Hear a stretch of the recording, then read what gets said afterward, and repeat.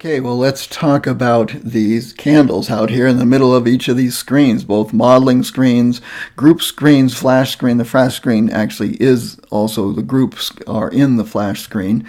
So it's really only two screens, flash and modeling. I don't want to confuse you. And down in these graphs here, any active lights that, especially if they are policy buff lights, you will see the column here with the blue bar if we can control the power.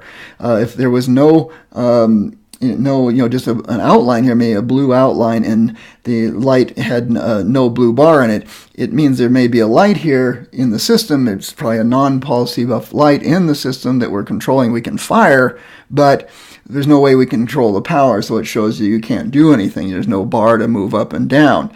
So what this indicates here in these blue is the blue is the relative power in relationship to the range that you have available for you and where you're currently set, as well as the relative power relationship to the other lights. You notice this Alien B on the end can go just a little lower in its power setting than these Einsteins there. So there's a little bit of room it can go down in there. But we have our full green bar up here. We can go up to this far with the power, and then this Alien B we can only go to here.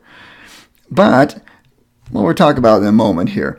You'll notice that this one is slightly shifted, and in some of the stuff in the manual, you'll see that some of the lights are shifted quite a bit. The blue is quite a ways up, and that it doesn't have as far as low as it can go. These lights are very similar, except for the Alien B is a little different, so it has a little different power setting. So this shows right now where my power settings are in relationship to each other, as well as the maximum available power in the green box showing you where that is. Now the little red indicator is my modeling lamp. That is where the modeling lamp is set. You'll notice it's right on top of the blue on these two Einsteins. Therefore, it's in tracking mode. That's where I generally keep it. So if I move my power up, those red indicators are going to go with it and move up or down in relationship to the power that I'm asking the light to put out. Now over in the Alien B, the power for the modeling lamp is all the way up, but it's off right now. So I've punched the button in, and I'm saying I'm not using it, and so it's not red, it's grayed out, so it says it's not available, it's not going to work. And you can turn modeling lamps off like that, and they will turn. These red ones will turn gray if they're not available. Same thing down here. If there's a channel that shows the column, but this is gray here instead of green down in here, or gray, instead of white down at the bottom, it means that it's in the group, but it's not active currently. So if you get a gray indicator here or up in here where the red would be, those aren't currently on or available. The power may be turned all the way down, or the light's on standby or something. These yellow indicators here is when I take a flash meter reading of each light, or even in the group, I'll get some settings, but these will move in relationship to what happens. So if I go over and I select light 3 by moving my channel selector over from all to number 3, and I push the right button in and I flash meter that light, holding the meter where it should be on the model, then I'm going to get a reading of the relative power that is actually coming out. You'll notice it's showing a little bit more power than is supposedly available by the light.